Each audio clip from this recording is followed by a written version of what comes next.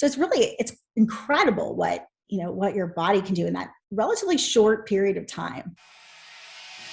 You're listening to Good is in the Details. I'm your host, Gwendolyn Dolske, and this is the podcast where we learn what we didn't know in the spirit of Socrates. And for this episode, I'm going solo. This is part of the How Do You Maternity series. My guest is a good friend of mine, Dr. Jena Kravitz. She is a neuropsychologist and businesswoman extraordinaire. We've known each other for many years. And I reached out to her because she had twins, and I thought that this would be a perfect addition to How Do You Maternity. She also opened up at the very beginning of this conversation about a previous pregnancy, and I'm really, really grateful. I love these open conversations, these candid discussions, because pregnancy and maternity, it's a journey. It's a medical journey, it's an emotional journey, and I really, really believe that more conversations like this will be extremely helpful, not just to women, but to family members, to the medical community, and also to employers. I think it's good for everyone. If you also have a maternity story, please reach out, goodisinthedetailspod@gmail.com. I'd love to hear it. I really want to create a space to have these kinds of conversations. I think that they are just helpful, delightful, informative. I like all of it. So, without further ado, here is Dr. Jena. So I actually have had previous pregnancies before my kids. And one, that was a really hard one too, because that was a medically complex one that ended up having to be terminated to save my life. And in a quick turnaround, determining like what to do with this. And I was married at the time, and it wasn't like we were trying, but we weren't not trying. I didn't even know I was pregnant, to be honest. It was one of those things where I just thought something's wrong. Like I'm constipated, I'm gaining weight, I'm nauseous. And I thought it was Crohn's related. And I took a pregnancy test eventually and realized, oh my God, it's positive. I had just graduated with my doctoral degree and finished internship on the other side of, the country and come back after being gone for a year. And so I'd been back for 2 months at that point. And I'd stopped birth control right when I moved back here. So I went to my OB for my first, ultrasound. And I, on the way out, had said, hey, by the way, I haven't had a bowel movement in 23 days. I have Crohn's disease. So constipation is welcome because I go to the bathroom so often, right? So I just happened to mention it, and he was like, what? And I was like, yeah. I assume, is that okay? Because I read in What to Expect When You're Expecting that constipation is normal in your first trimester. So I wasn't really freaking out about it.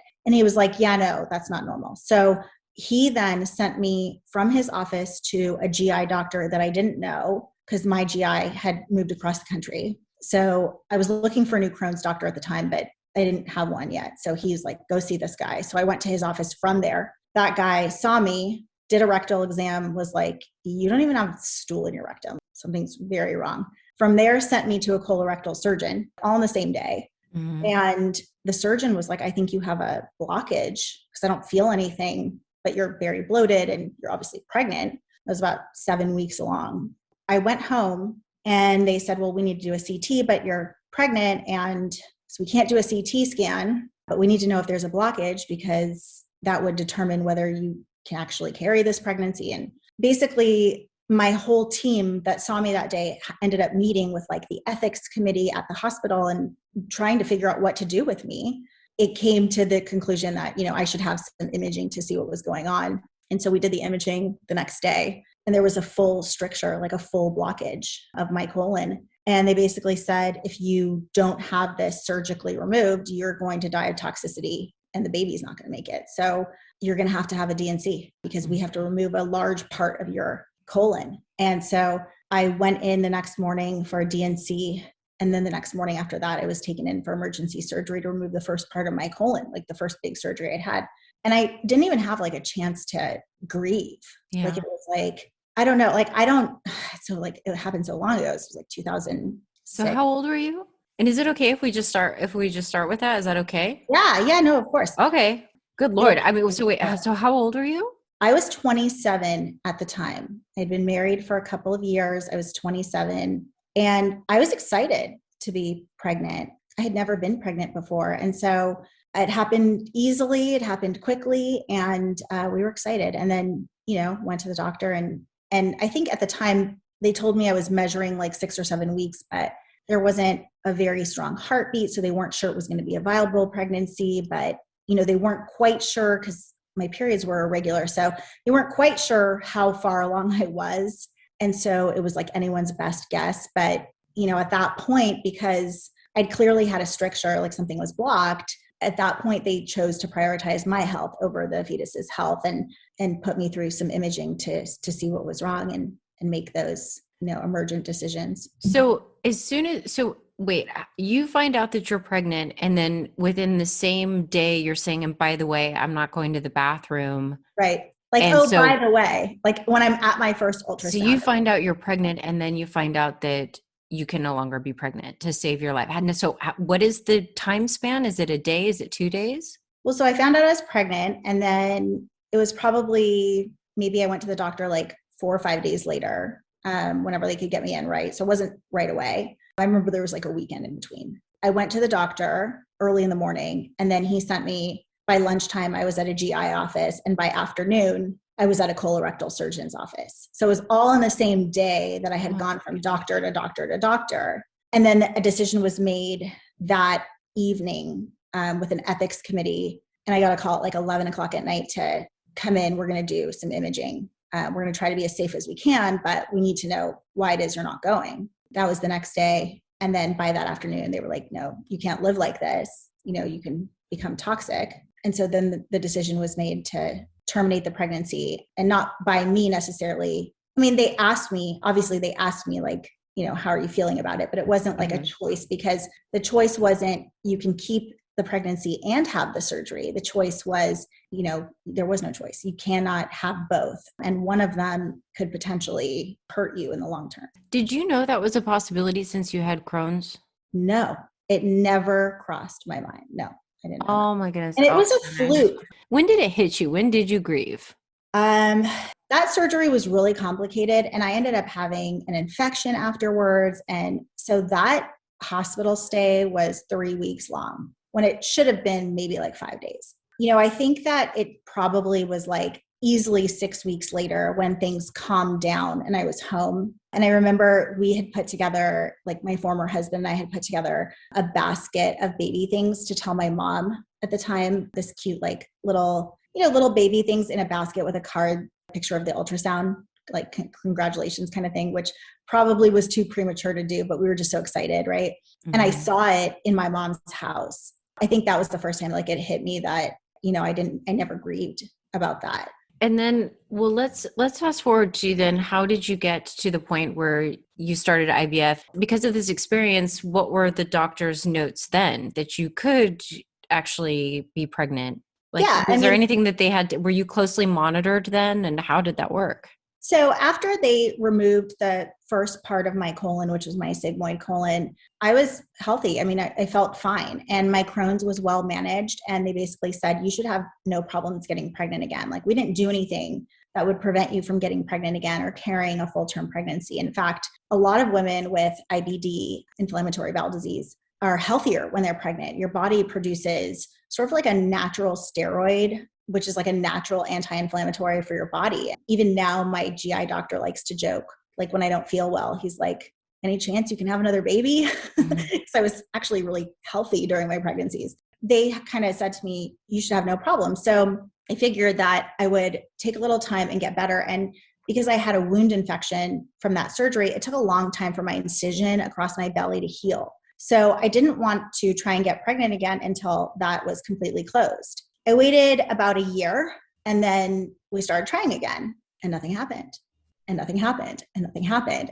After months of that, we, sought out a fertility doctor. We started with inseminations, and they had said, well, there's no reason that we know of. I mean, I was 28 years old. There was no reason why I should have been infertile. My egg count was good, and all my labs were fine. And so they called it sort of this undefined infertility, this vague sort of BS term they give to people when they're like, yeah, we don't know why. Mm-hmm. And so I went through 5 rounds of insemination, and it starts getting costly, like all the meds and the procedures. We weren't in a position in our lives where we were making that much, yet we're young, and it didn't work. And so we decided that we wanted to be more aggressive about it. before we ran out of money. We started doing more tests, and my ex-husband was really big on doing pre-genetic testing on the embryos. He really wanted to make sure that we had healthy embryos. He was concerned about, my genetics with my health conditions. Not that he wasn't concerned about his, but there were just known things in my genetics. And so we went through some rounds of in vitro, and none of them had worked at that point. And at that point, one of the doctors had suggested that the scar tissue from that surgery that I'd had was potentially sort of wrapped around the tubes, restricting things from getting from place to place naturally. So that in vitro would be a much better way to try than insemination if the tubes were blocked or something like that. Can I ask you something really fast? I'm just wondering, at what point in your life, like, what is your job? What is your career at this time when you've got this whole world going on and you're trying to do it? Yeah, no, that's a good question. All right, so let's go back. So when I got pregnant, the first time I was in my fellowship in geriatric neuropsychology at UCLA. So I was in the midst of my fellowship. I just started my fellowship, and I went in for this emergency surgery, like in the middle of it, came out, continued on with my fellowship. That's like a 2-year commitment. So I was 27 at the time. I had just turned 27. So it was 26, 27, and then once I had healed, I started. So I was probably 28, when I really started trying again, and I couldn't get pregnant. At that point, I was finishing up fellowship, but if I'd gotten pregnant, I'd be in my career at that point whenever the baby was born. So it was towards the end of my fellowship. I was around late 27. And so we started, and we went through those first 5 rounds of insemination. Didn't work. One of the doctors suggested in vitro. That was the next step. So we went through that. We switched to another doctor who we thought would be more aggressive, like a bigger facility here in Los Angeles. And that doctor suggested that the scar tissue, the adhesions from the colon surgery might have been blocking the tubes. So in vitro would have been the way to do it. Great. So we did that. In all, I went through 5 rounds of in vitro and 1 canceled cycle, which is when you take the medications, but you don't produce enough follicles. So you can't have, they can't extract the eggs.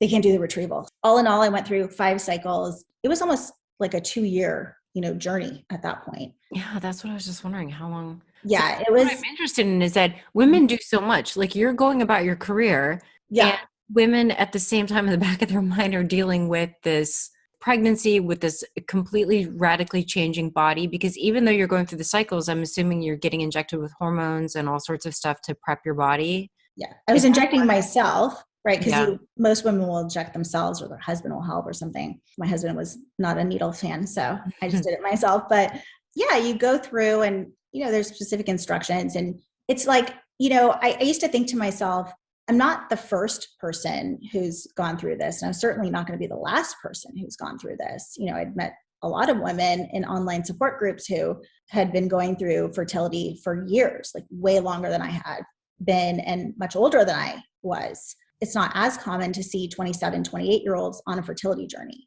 especially with no history of things like PCOS and endometriosis and things like that. My case was a little bit unique in that I was probably one of the younger people on my forum, my online forum for support. But for me, and maybe this is because I've been someone who's lived with chronic illness for the last 20 years, I didn't think it was hard per se. What I thought was hard was when you would go take that pregnancy test after a cycle and it would be negative. Yeah. And then it's like, you just put your body through this, your finances through this. And it's like, it's taking thousands of dollars, and literally it feels like putting in the toilet and flushing. Like, it's literally, that's what it feels like. And so I remember we were coming up on the last round, and this was like, we were out of money at this point. And so, my ex-husband had said, this is our last round and we need to be as aggressive as possible. Up until then, we were transferring 2 embryos every cycle and hoping that just like one would take. We didn't have any frozen. And so we went in, we had 4 embryos that were viable for transfer. He looked at the doctor and he was like, put them all in.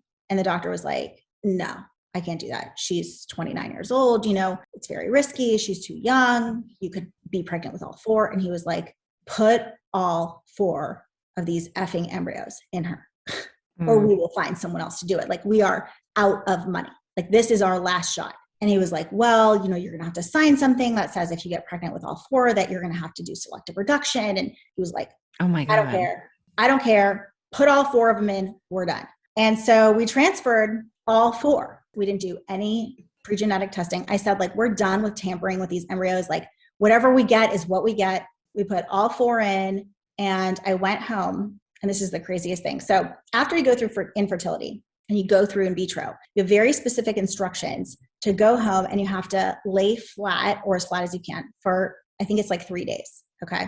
Kind of take it easy, but they want you to lay down for like 3 days. Can you get some boxed wine or I don't know, Netflix? But like, it's like a Netflix 3 days hall pass to just lay in bed. Okay. Mm-hmm. Because my ex-husband worked, he took me over to my mom's house, and my mom was really great at just letting me lay around and taking care of me. After we did this procedure early in the morning, we did the transfer, and he drove me over to my mom's house, and he left to go to work. And so I was going to stay at my mom's for the next 3 days, and he was going to come and stay there with me, but he had to go to work. And I'm laying on the couch, not 10 minutes goes by, and I hear her yelling for me from outside. I get up, and she's like calling me, like, come here. And she knows I'm supposed to be laying down. So I get up and I go outside, and my mom is laying on the concrete and she can't move. And she's like, call 911, call 911. I can't move. So she had fallen down some steps outside and hit her head really badly on the concrete. God. She had fractured her spine and had a brain injury. Oh my God. I remember I got down on the concrete with her to lay down because I wasn't supposed to be standing up. Like, all I'm thinking is, oh my God, he's going to kill me. I'm not supposed to be standing up. And he just told me this was our last try. And like, you know, oh my God. My mom can't move and she's paralyzed. And so I got on the concrete, and the ambulance came, and they were like, who's the patient? And I was like, her, she can't move. And I'm supposed to be laying down because I just went through, in vitro, and I called him up, and he turned around off the freeway and came back, and he went to the hospital with her, and I stayed laying on the couch. It was interesting because that was the time I actually got pregnant. Right. And nothing went as it was supposed to. And now a quick word from our sponsor. Good is in the Details has talked about maternity. We support moms, so new moms to be, or nursing moms, or friends and family members, check out Kindred Bravely. Kindred Bravely is a premium maternity and nursing brand that makes it easy for mothers to find functional, stylish, and comfortable clothing. Since launching in 2015, Kindred Bravely has grown into a sisterhood of moms who help each other transition from the bump to the breast and beyond. Kindred Bravely is here for moms no matter where they are in their motherhood journey. Their mission is a comfortable bra in every nursing mother's wardrobe. I mean, that's a must-have. They have premium, super soft fabrics, including bamboo and organic cotton. They're supportive, wire-free bras for a variety of sizes, including special busty sizing for E through I cups. They have bras for nursing, pumping, or both at the same time. They have sports bras, sleep and comfort bras, versatile everyday bras, and more. They have ultra-comfortable bras, undies, sleepwear, loungewear, and activewear. They have bump-friendly tops and bottoms. They have nursing-friendly dresses, tanks, and tees. Ooh, those are essential. They have beautiful, flattering labor and delivery gowns. No more itchy hospital gowns. Another must-have. Save 20% on your purchase when you use discount code DETAILS20 on kindredbravely.com, and I'll link that in the show notes. And back to the show.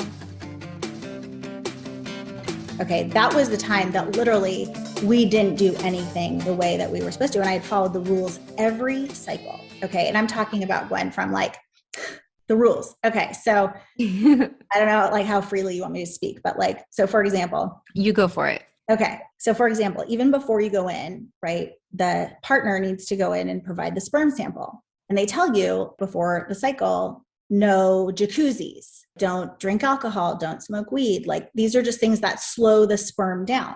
Okay, I think it was a Monday that was my transfer and all that stuff. I come home on Sunday, and that mother effer is sitting in the jacuzzi like freaking Hugh Hefner with like his 20 best friends at our house, drinking, smoking weed, like hanging out with his friends, my like super successful, husband and like living it up. And I'm like, dude, we have an IVF thing tomorrow and you're supposed to give your sperm. They said none of that is allowed. And here I'm injecting my body with all of these hormones and like, you're not following the rules. And he was like, screw the rules. I'm done. We've been doing this shit for like 2 years. Like I'm done. And like, so first and foremost, I'm like, well, your sperm is going to be slow because you already messed this up. And he's like, my sperm will be fine. And in all the tests we had, nothing was ever wrong with his sperm. So that was already like one thing, right? So then we go in, we have 4 really healthy, great embryos. We have no idea what the gender is. And in all the other rounds, we had always picked a boy and a girl, or, whatever, however we could manipulate it to get what we wanted. So this time we're like, we're not touching them, no genetic testing, no gender selection, like nothing, just whatever we have. He's arguing with the doctor to put all 4 in. I signed the thing about selective reduction because that's what you have to do here in California, apparently. So I do that and I go home and my mom takes a tumble and she breaks her neck and has a brain injury. And I'm like up and at 'em because how can I lay down for 3 days at that point when my mother is in the hospital? Yeah. So she goes to the hospital. She ends up needing surgery, right? A fusion to fuse her neck back together. Months of rehab, ends up falling again when she gets home, has another brain injury, like with a massive brain bleed. Oh no. Like this is through the time that I'm pregnant. So the whole time I was pregnant, basically my mother was in and out of the hospital for different types of rehab, physical rehab, not addiction, but physical rehab, just learning to walk again and all of these things. So all the rules that you were supposed to follow in the beginning of the in vitro journey for that particular cycle were like out the window. And it was the only time it actually worked. It was like the one time that it probably shouldn't have worked is the one time it actually did work. Was there anything that you binge watched while you were laying down? Do you remember? I had a lot of friends come visit during that time that I was still like laying down at her house. I mean, remember, Gwen, this was 13 years ago at this point. I don't think we had Netflix. I'm just curious. I binged the show You. Oh, well, I mean, that's a great show to binge. Because I was a high-risk pregnancy. So toward the end, I had to just, lay down. Yeah. And I ended up binging that very quickly. I thought that was great. I watched a lot of super bad, like these really like funny movies. We also watched a lot of like Law and Order, things like that. There we go. On demand that you can get back then, because this was a long time ago. This was a long time ago. All right. So tell me about the day that you find out you have got twins. Yeah. I just had this feeling. I don't know how to describe it, but my whole life, Gwen, I knew that I was going to be a twin mom. And I'll tell you, so my family is full of twins. My mom is an identical twin. So my mom's twin sister. Growing up, we were always really close. My mom's twin sister lived next door. Okay, so my aunt was the second mom to me. And my mom's twin sister has identical twin girls too. Okay, so my cousins are identical twins. I think they're identical. They sure as hell look alike. Mm-hmm. And so there's like twins all over my family. And I always thought I was going to have twin girls. There's very few boys in my family. My brother's the lone boy amongst a lot of women. I go in and I was sure, I don't know, I just felt like we put 4 in. I would be really surprised if I had less than 2. And I just knew that I was going to be a twin mom. I don't know how to explain it. When I saw myself as a mom, I just always saw twins. I don't know. And so I went in and, they saw one heartbeat and they saw the other heartbeat. And I knew that this was the pregnancy that was going to stick, that this was the pregnancy that was going to work. And I just I don't know, I just knew it in my heart. And at the time I actually thought that it was 2 girls. Okay. So, so we go in and as the weeks go on, you can start seeing the genders if you want. And so we go in and boys, you can often see before girls. I remember we went in and they said, well, baby B is definitely a boy. And I was like, that can't be right. We only make girls in my family. Like that can't be right. Can you check again? Because I'm thinking if it's 2 boys, I'm going to have to do this again. Because I am meant to have a girl. Like, how can I have a girl? It's the only thing that's going through my mind is, that can't be right. Check again. And it was, 3 weeks later that finally baby A turned around and they were like, oh, that's a girl. And I was like, okay, so we have the best of both worlds here. So, but for 3 weeks I was freaking out that I might have 2 boys. And not that 2 boys would have been terrible, because now being a mom that has one of each, I actually think 2 boys would have been lovely. Let me just preface that by saying I now have a almost teenage girl and the lovely, things that come with that. So I think either way, children are wonderful. I could see the benefit in having 2 boys, 2 girls, but I was definitely freaking out at the time. What kinds of things were, that you were learning about yourself as you were going through your pregnancy? And then also, what was your work life like? Oh, my work life was, okay. So I had just accepted a job at a big hospital here in LA. I did not tell them during the interview process that I was going through in vitro because, it hadn't worked so many times that I didn't feel the need to disclose that. So I had literally just accepted a job. I had just gotten the phone call. I remember getting the phone call that my pregnancy test was positive. Literally hours later, the call offering me the job at this big hospital. And so I said to the woman on the phone from HR that I wanted to be fully transparent and let her know that just hours before I'd gotten a call that I'd had a positive pregnancy test and, that historically I'd had those before, but, they hadn't stuck and they hadn't worked. So I wasn't necessarily banking on it, but this is the situation. And, I didn't say I was planning it or anything. I just said, this is the situation. And she was very cool and said, like, congratulations and don't worry, we'll figure it out. If you want the job, it's yours. And I was like, yes, I want the job. This is my first job coming out of fellowship. So my first real paid job as a neuropsychologist. And so I'd been in school for 100 years, Gwen, at that point. I hadn't had a real job yet. Hey, I get that. 30 years old. Yeah, I was 30 years old at the time. So I took the job. And so I took the job. So during this time, I was very thankful. My Crohn's was totally in check when I was pregnant. Didn't have any problems. I went off of all of my medications because I didn't want to be on medications while I was pregnant. Your body just does this wonderful natural thing where it honestly takes care of you and protects you and your babies while you're pregnant. So I didn't need medications. It was wonderful. And I didn't have a ton of, morning sickness. If anything, I was more sick at night. So I could work and work okay. Ended up developing gestational diabetes, which was super fun. And because of the Crohn's, I was a high-risk pregnancy. So I was monitored pretty frequently, but, I had a very specific diet. I met with a nutritionist through the OB/GYN's office and, had certain things I had to eat at certain times and, things like that. But I would say, relatively speaking, I had a pretty easy pregnancy. I had gained a tremendous amount of weight going into the pregnancy.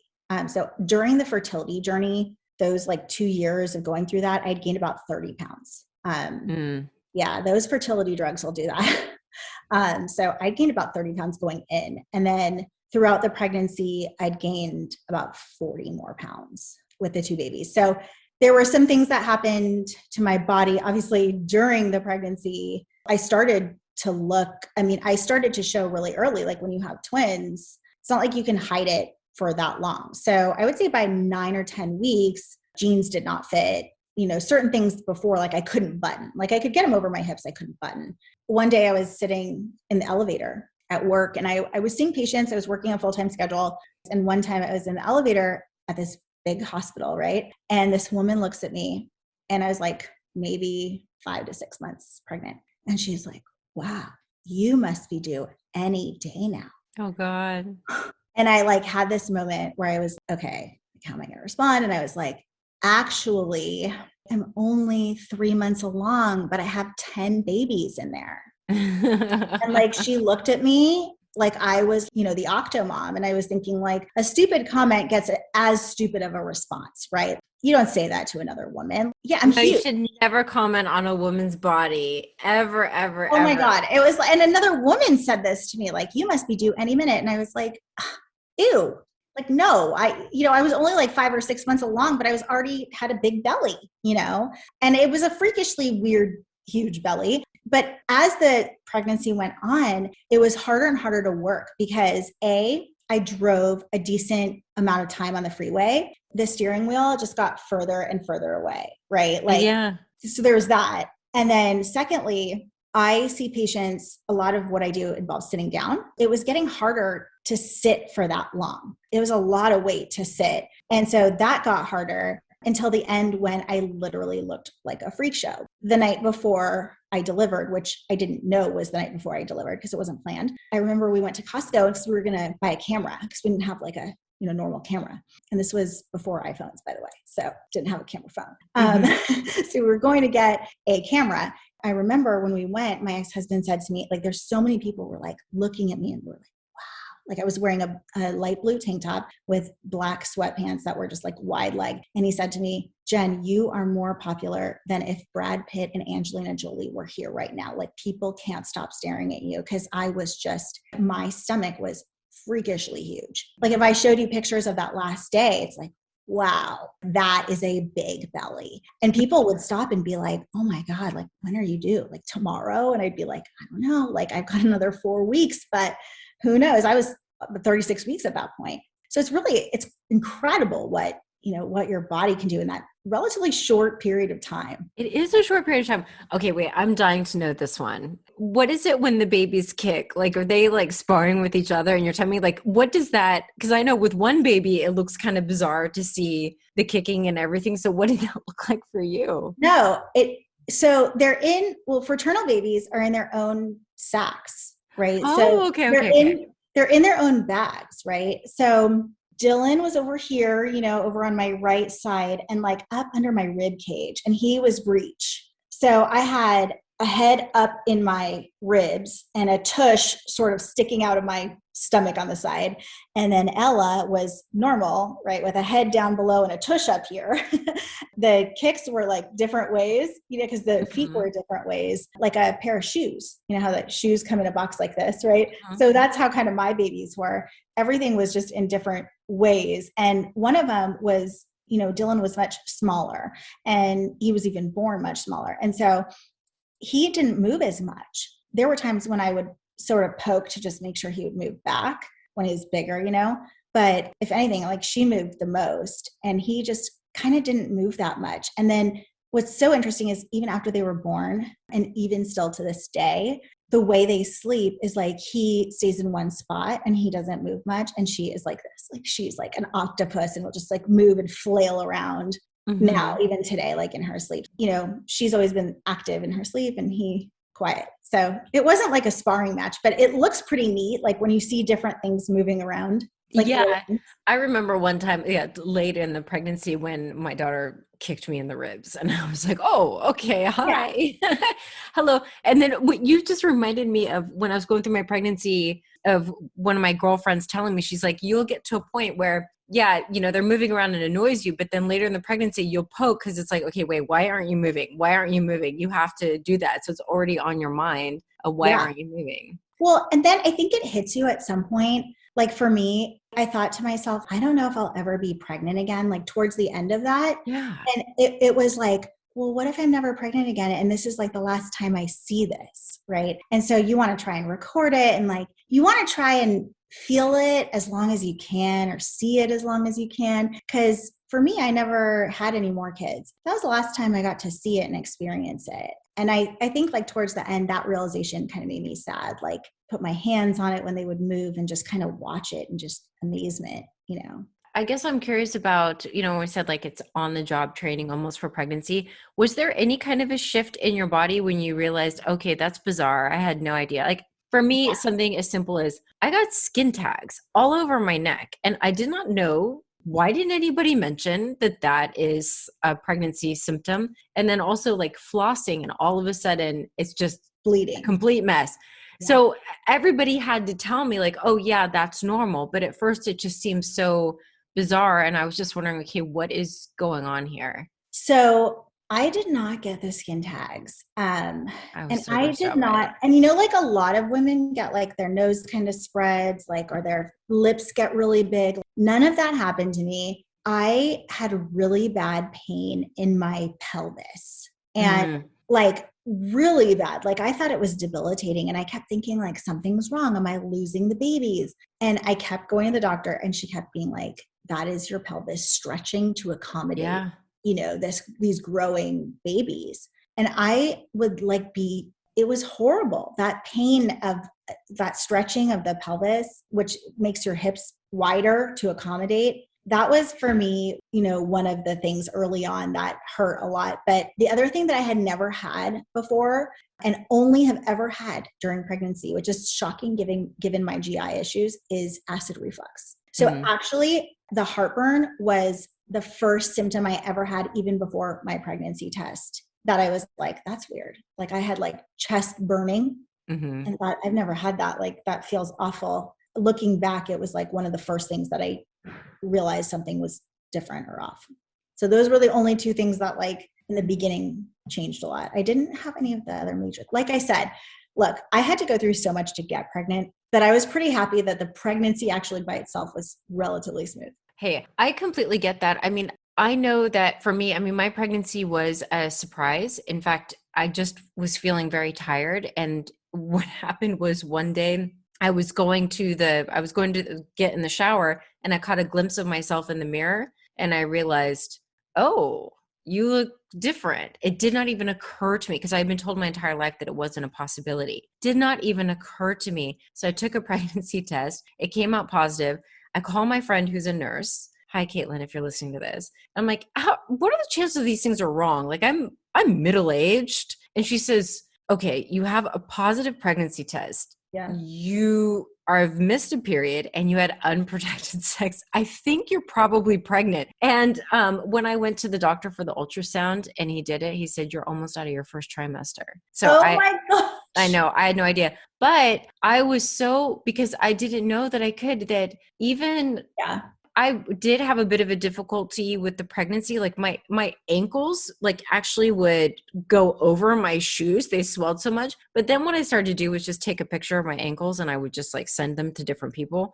Like here are my ankles for the day. And I think even now that she's here, when she cries, she poops, people would be like, you don't sleep, you don't have your life. And I'm like, what are you talking about? I am so grateful that this little being is in my orbit. I'm so, so happy that I don't care about any of the other stuff. Yeah. It doesn't matter to me. So what if you lose some sleep? It's true. You know, I just got a thing from Amazon, like the under eye roller, the ice thing. I'm like, you know what?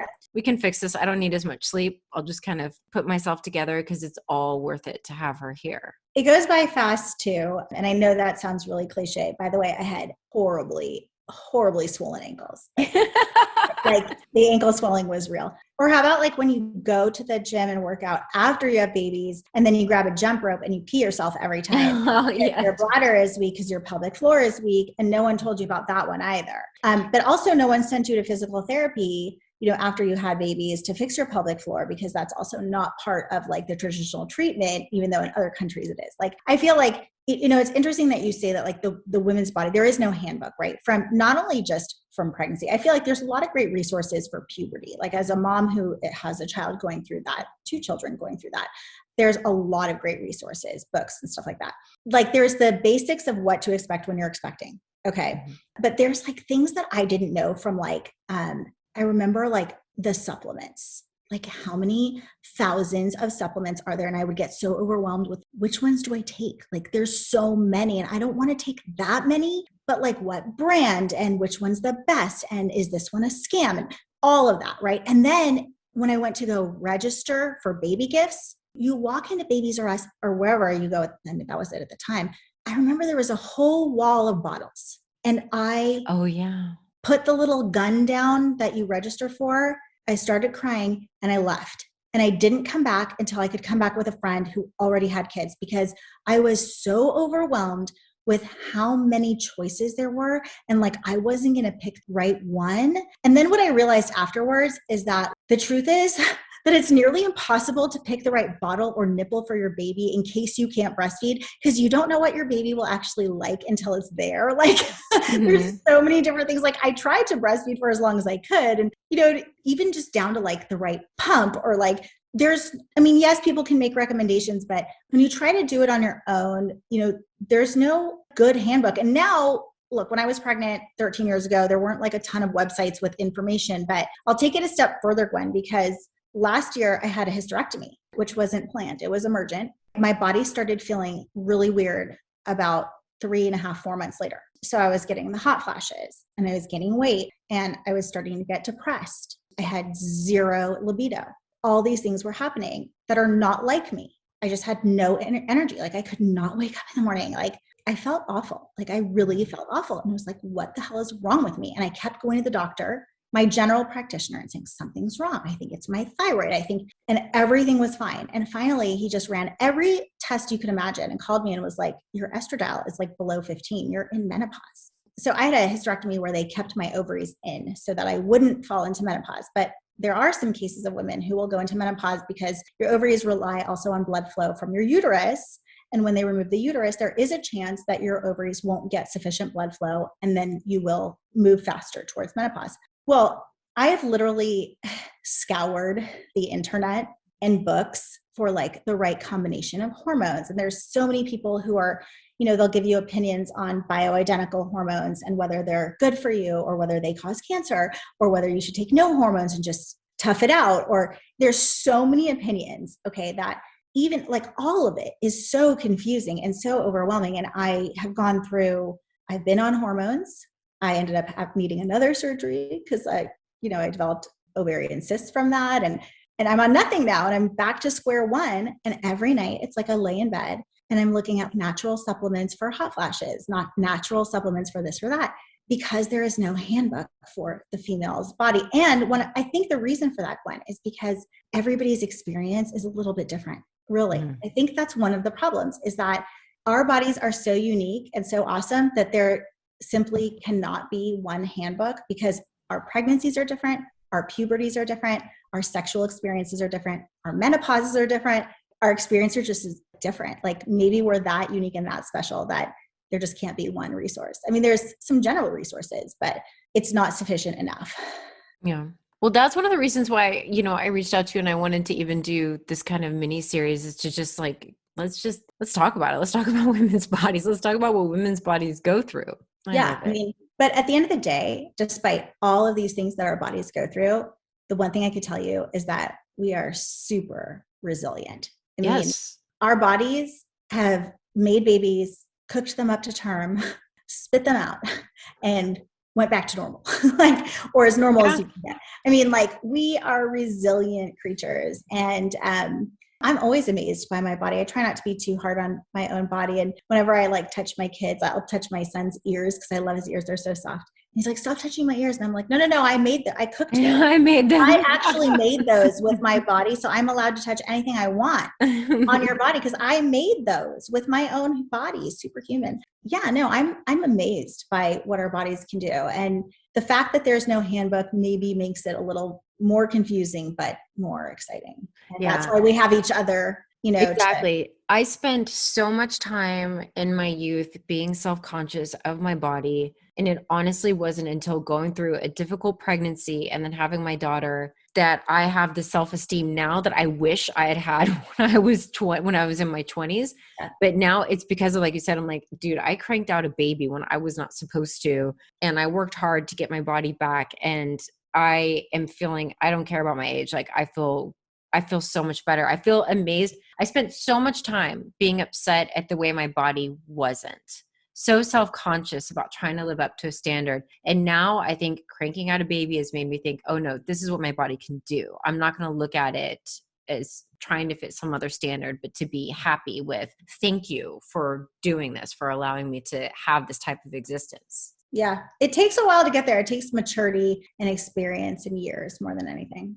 Yeah. It happens though. Happens as you get older. Jena, thank you. Let's do a quick plug of your business.